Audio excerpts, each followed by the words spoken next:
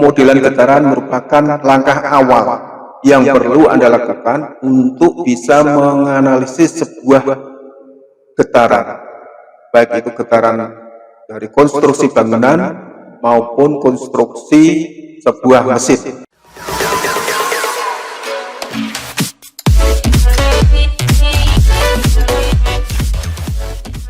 Untuk membuat model matematik, yang perlu Anda perhatikan adalah bagaimana membuat model matematik yang sesimpel mungkin, namun bisa menyelesaikan banyak variabel, sehingga perlu adanya kreativitas untuk meminimalisir supaya komponen-komponen yang banyak tadi bisa Anda rangkum menjadi pemodelan yang lebih simpel.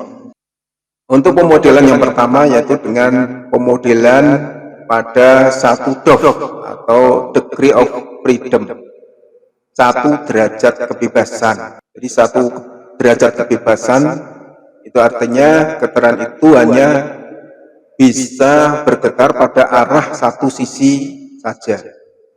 Misalkan pada sebuah massa yang bergerak secara linier. Misalkan tadi massa itu bergerak naik turun seperti ini. Di situ ada massa, ini secara linear. Sehingga yang bekerja adalah massa dan x-nya, displacement-nya. Kalau bergerak seperti ini, berputar dengan bertumbuh pada satu tumpuan di sini, maka pemodelannya bisa didekati ada inersia, ada momen, ada sudut. Kalau bentuk partikel berarti hanya massa saja. Kalau pegas berarti di situ ada K, stiffness atau konstanta dari pegas tersebut.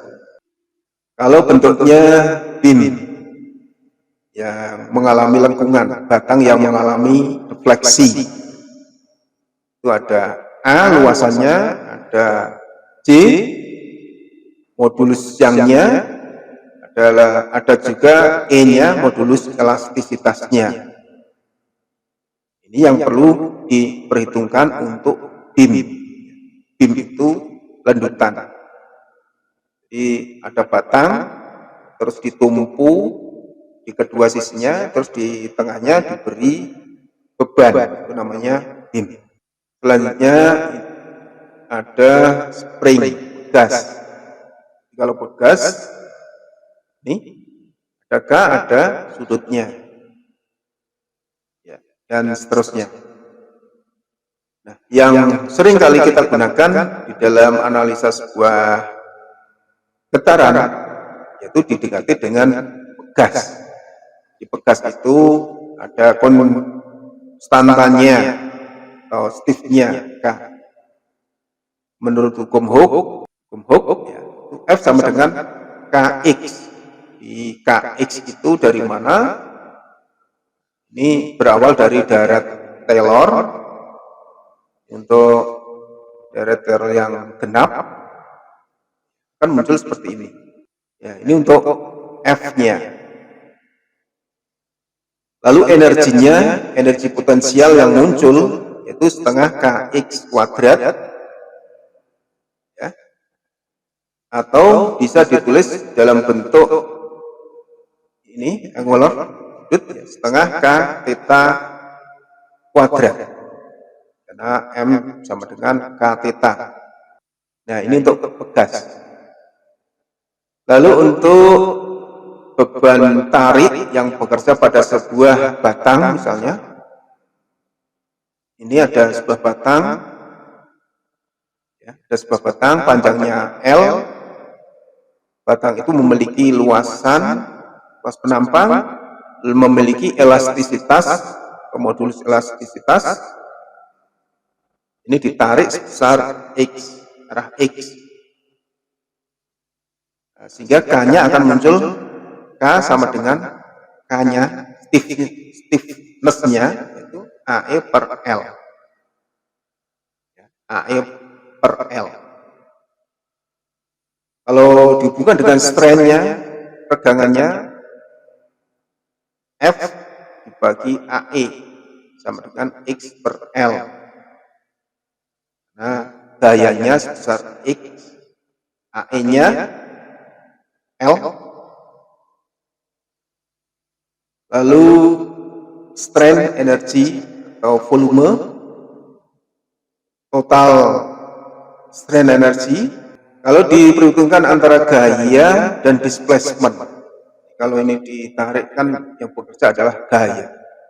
Akibat dari gaya akan berimbas pada displacement, pergeseran. Jadi kalau gaya, kita lihat gaya tadi, gayanya adalah F sama dengan AE per L dikali X. Ini untuk gaya yang bekerja pada batang yang mengalami tarik. Terus kita hubungkan dengan hukum Hooke tadi, F sama dengan Kx, sehingga K-nya akan menjadi AE per L. Ya, AE per L. Nah, ini tadi kenapa K-nya itu AE per L, itu berawal dari ini. Ya, gaya yang bekerja dihubungkan dengan hukum Hooke. Sedangkan displacement X-nya, displacement-nya itu menggunakan persamaan ini. L pangkat 3 dibagi 48 EI dikali S. Kalau ini disubstitusi antara gaya dan displacement, maka stiffness-nya akan menjadi 48 EI dibagi L pangkat 3. Ini untuk batang yang mengalami beban tarik. Sedangkan untuk bending, ya, bending atau lendutan atau defleksi, ya, sama saja. Ketika beban ini mengenai pada sebuah batang yang ditumpu di kedua ujungnya, ya, sebesar L per 2, ini ada beban M, maka kalau ini didekati dengan pegas, sama saja, ya kan? Dibuat seperti ini juga bisa, akan tapi K-nya adalah 48 EI per L pangkat 3. Ini untuk K-nya. Terus untuk yang konstruksi yang lain bisa Anda gunakan dari tabel yang sudah ada di beberapa buku di lampiran biasanya. Lalu untuk defleksi statis, ini ketika ada sebuah massa yang digantungkan dengan pada sebuah pegas, sehingga di situ akan muncul K kali delta S, terus yang ke bawah sebagai aksinya, jadi aksinya ini, reaksinya mg, massa kali gravitasi. Jadi defleksinya sama dengan mg per K. Sebagai contoh, ini misalkan berapakah defleksi statis dari gambar berikut. Ini ada sebuah massa M1 digantung dengan pada R1, M2 digantung pada R2. Antara M1 dan M2 itu saling berhubungan, kan? Karena ini terhubung dengan satu piringan dengan R1 dan piringan R2 itu jadi satu. Nah, sedangkan untuk M1 ini dihubungkan dengan pegas dan ditahan di bawah. Nah, lalu yang M2-nya di sini. Nah, defleksinya berapa? Nah, untuk menyelesaikan, Anda ambil di posisi seimbang. Ambil di sini. Dari sini M1, ya, M1 itu ada gaya tarik sebesar T1, ya, T1. Lalu di situ ada massa, ada gravitasi, terus karena ada pegas, ada K delta S. Sedangkan yang M2 itu ada M2G arahnya ke bawah karena berat, ya pengaruh berat. Lalu ada T2 karena pengaruh tali, daya yang ada pada tali. Nah, ketika ini terjadi seimbang, ya, terjadi keseimbangan, maka sigma momen di T0 di situ, ya itu harus 0. Harus 0. Sehingga, nah ini kan akan membentuk momen. Kalau ini dianggap sebagai gayanya, ini jaraknya, nah ini kan akan membentuk momen. Sehingga M2 GR2, ya, beban dari M2G, terus jaraknya R2, arahnya searah jarum jam, terus dikurangi dengan M1G. M1G itu beban M1 ini dikurangi K delta karena ada tarikan dari pegas dikali R1 karena momen itu gaya dikali radius, ya, gaya dikali jarak yang tegak lurus. Dalam hal ini jarak yang tegak lurus adalah R1. Nah ini harus 0. Nah makanya kalau ini dipindah ruas, maka akan muncul deltanya atau defleksinya. Ya, defleksinya sama dengan sekian. Nah, untuk gayanya sigma F-nya itu juga harus 0 kalau dalam kondisi seimbang. Sehingga T1 sama dengan M1G dikurangi K delta kondisi seimbang. Di hukum 3 Newton, aksi sama dengan reaksi. Jadi gaya yang ke atas, kalau di total itu sama dengan gaya yang ke bawah. Nah, itu ya. Lalu untuk torsi, kalau dalam kasus torsi itu misalnya sebuah poros yang berputar. Nah, di situ ada J itu inersia, lalu ada G modulus geser, lalu L-nya panjang, terus ini kalau berputar, nah ini akan membentuk sebuah sudut theta. Momennya yaitu G dibagi L dikali sudutnya. Konstanta atau kekakuannya, stiffness-nya itu sama dengan JG dibagi L. Nah ini untuk yang torsi. Selanjutnya untuk sistem yang lebih kompleks lagi, misalkan tersusun dari beberapa pegas, tidak hanya satu pegas. Nah, cara penyusunnya bisa berupa bentuk seri maupun paralel. Ya, seri maupun paralel. Kalau ini bentuknya paralel, yang atas itu paralel. Jadi ada bekas dengan K1, ini K2, K3, dan seterusnya disusun seperti ini. Itu namanya paralel. Kalau disusun secara menyambung-nyambung, di bawah ini, nah itu namanya seri. Kalau paralel itu yang sama, itu adalah gayanya. Jadi gaya yang menekan pada semua pegas itu sama. Nah, pada yang paralel itu ketika gaya yang bekerja pada sebuah pegas, pada semua pegas paralel itu ya, itu yang sama apanya?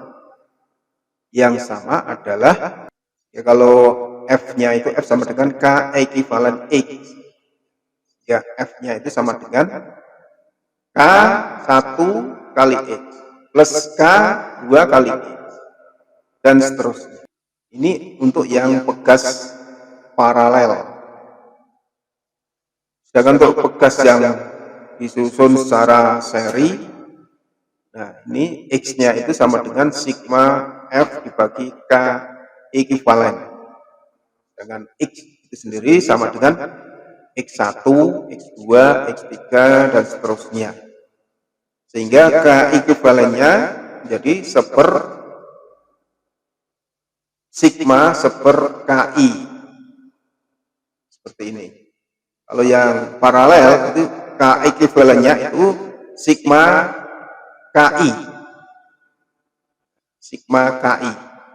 Itu K ekuivalen. Oke, selanjutnya untuk contoh. Ini ada sebuah rangkaian pegas pertama tunggal, terus dihubungkan dengan paralel, tunggal, massa, terus tunggal. Kira-kira berapa ekuivalen yang terjadi pada pegas tersebut? Yang pertama, ini kita gambar semua, ya. Terus yang kedua, kita selesaikan yang paralel ini, 2K dengan K. Ini diselesaikan dulu menjadi hasilnya adalah 3K. Jadi 3K ini sudah terwakili, sehingga 2K dan K ini sudah dihilangkan dan bisa digantikan seperti ini, 3K. Sehingga K terus dihubungan dengan seri 3K, seri dengan 3K, terus seperti ini. Nah, ketiga ini bisa dihitung dengan seri seperti ini. Nah, selanjutnya antara 2K dan 3K per 5 ini bisa berupa, kan sama dengan paralel. Paralel. Karena M-nya di sini ketika ini digerakkan, geser, ini akan kedua pegas itu akan terpengaruh semua dengan besar yang sama. Itu artinya sama dengan paralel. Jadi untuk menyelesaikan dari sebuah kasus ini, yaitu dengan cara dikelompok-kelompokkan menjadi seri dulu, yang paralel buat seri, setelah seri diselesaikan dengan persamaan seri. Baik, terus selanjutnya setiap getaran itu ada energi potensial yang muncul di sini. Energi potensial. Energi potensial itu sama dengan setengah Kx kuadrat. Setengah dikalikan konstanta dikalikan X-nya, displacement-nya. Sehingga akan muncul energi potensial sebesar V. Ini. Setengah K theta kuadrat. Ini sebuah contoh untuk mencari energi potensial pada pegas ini. Nah, ini tinggal memasukkan persamaan tadi. Di persamaan energi potensial tadi kita masukkan,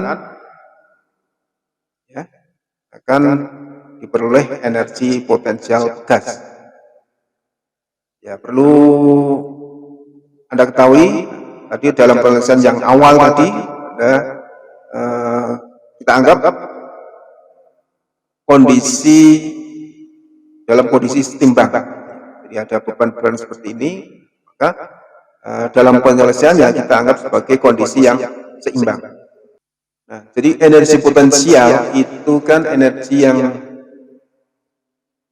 mengarah ke pusat gravitasi. Jadi V sama dengan M kali G kali H, massa kali gravitasi kali H. H-nya itu adalah H yang tegak lurus. H yang tegak lurus dari atas ke bawah. Nah, kalau kondisinya seperti ini, miring. Kalau miring, kalau yang ini sudah benar. Jadi H-nya itu ya L per 2 ditambah L per 2. L per 2 ditambah L per 2, itu H. Nah, kalau miring, ya ini nggak bisa langsung L per 2 ditambah L per 2, nggak bisa. Ini harus dibuat garis yang sejajar, yang tegak lurus dulu. Untuk mengetahui jarak yang menuju pusat bumi. Terus satu lagi yang perlu diperhatikan adalah damping atau peredaman. Di peredaman itu bisa diibaratkan kalau ada sebuah aliran sungai mengalir, nah, maka dinding-dinding sungai itu adalah peredamnya, itu yang meredam. Nah, biasanya peredaman itu disimpulkan dengan C. Jadi kalau K adalah konstanta gas, M itu massa, C itu damping, peredaman. Jika kalau di sistem ini itu koefisien dampingnya mu A per H. Mu A per H itu dihitung mulai dari tegangan geser ini, nah ini mengalir, itu kan ada tegangan geser, ya gesernya, terus ada gaya viskosnya, sehingga akan muncul koefisien dampingnya, koefisien peredamannya. Baik, itu cara membuat model matematik dari sebuah tekanan. Terima kasih.